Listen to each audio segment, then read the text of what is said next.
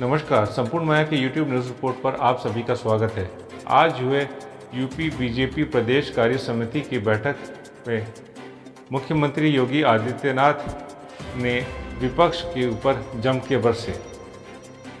उन्होंने अपने कार्यकर्ताओं को विपक्ष द्वारा किए गए षड्यंत्र को उजागर किया।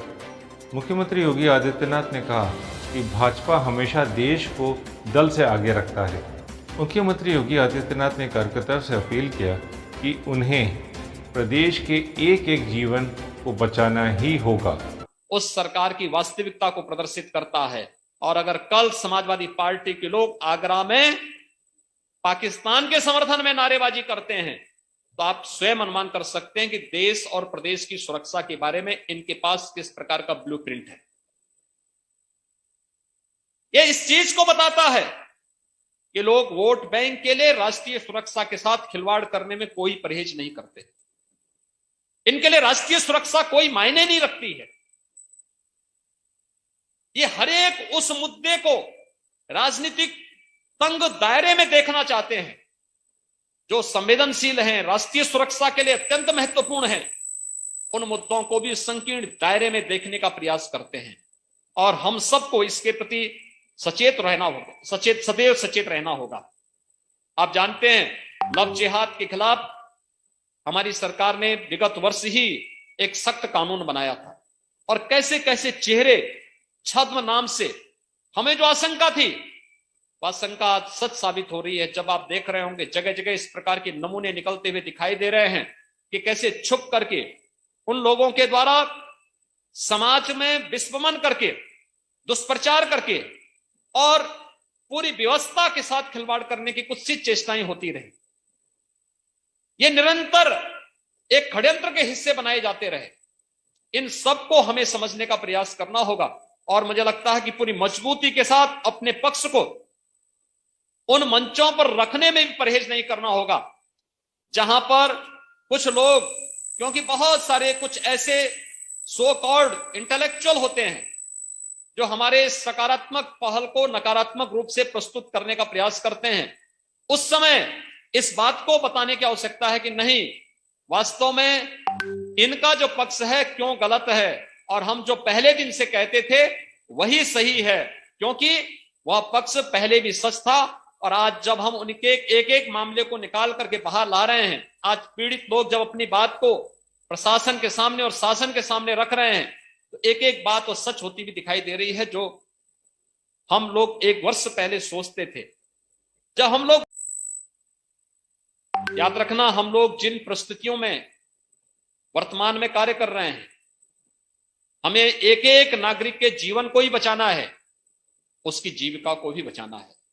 जीवन और जीविका को बचाने के इस अभियान में विपक्ष की नकारात्मक भूमिका को हमें समझना होगा। आपने देखा होगा इस महामारी के दौरान इनमें से एक भी चेहरा सामने नहीं आया था जो जनता के बीच में सेवा का कार्य कर सके, जनता को ईमानदारी के साथ एक ढाढ़स बंधा सके, संकट के समय में जनता की समस्या के लिए खड़ा कहीं होता हुआ दिखाई दिया हो।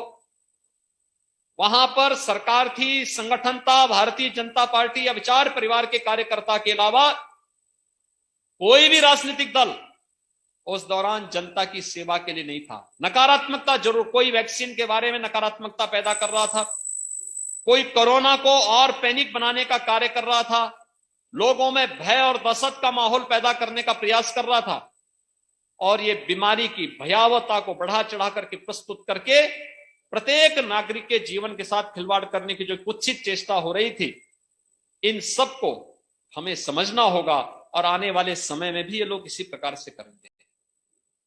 ये कोई छुपी हुई बात नहीं। जब राष्ट्रीय सुरक्षा की बात होती है तो हम लोग ये सुनते रहे हैं कि राष्ट्रीय सुरक्षा के मुद्दों पर भारतीय जनता पार्टी का जो सिद्धांत रहा है कि दल से बड़ा देश, दल से बड़ा देश के संकल्प के साथ भारतीय जनता पार्टी कार्य की और लगातार कार्य कर रही है। हम सत्ता पक्ष में रहे हो या विपक्ष में, लेकिन राष्ट्रीय सुरक्षा के मुद्दे पर भारतीय जनता पार्टी के नेताओं ने, भारतीय जनता पार्टी के कार्यकर्ताओं ने कहीं भी किसी के सामने कोई समझौता कभी नहीं किया और हमेशा अपने मूल्य और सिद्धांतों को लेकर के कार्य करते रहे।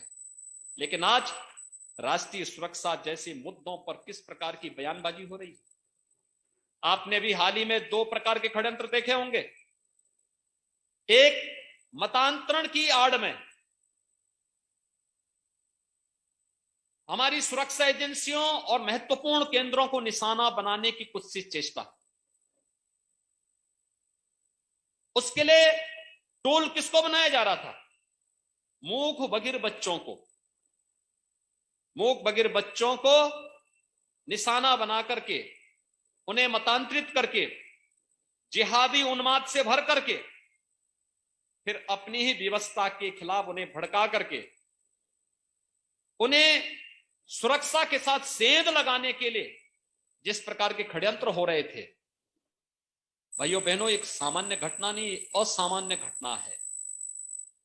और इन सब के प्रति सतर्क रहते हुए हमें विपक्ष की कुत्सित मंशा को भी देखना होगा, जो अभी हाल ही में इस लखनऊ के अंदर देखने को मिला। उत्तर प्रदेश की सुरक्षा एजेंसियों ने जिस तरीके से देश के खिलाफ षड्यंत्र रचने वाले आतंकी संगठनों को अपनी गिरफ्त में लिया, और तब एक जिम्मेदार नेता के द्वारा ये बयानबाजी की जा रही है कि हमें उत्तर प्रदेश शासन पर और प्रदेश की सुरक्षा एजेंसियों पर विश्वास नहीं, ये आखिर किस मंशा को प्रदर्शित करता है और इनका वास्तविक चरित्र